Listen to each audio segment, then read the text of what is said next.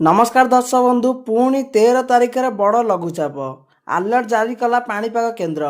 तो कौन रही संपूर्ण अपडेट जाना ता पूर्व जदि आम चैनल को सब्सक्राइब करना एवं चैनल को सब्सक्राइब कर ऑल नोटिफिकेशन को ऑन कर दिंतु जहाद्वारा आगू यहीपरि अपडेट और नोटिफिकेशन सर्वप्रथम पाइपर।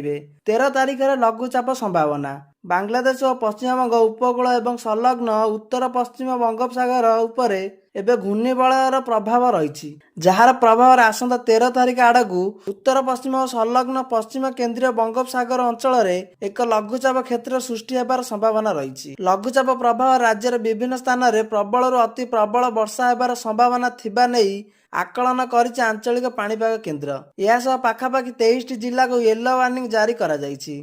तासह आसंता काली 7टी जिला को प्रबल वर्षा नहीं अलर्ट करिछि पाणीपाग केन्द्र। जगतसिंहपुर खोर्धा कटक गंजाम जगतसिंहपुर केन्दुझर और सुंदरगढ़ जिले में बिजुली घड़घड़ी सह पवन बहिबा नहीं पूर्वानुमान करा जायछि।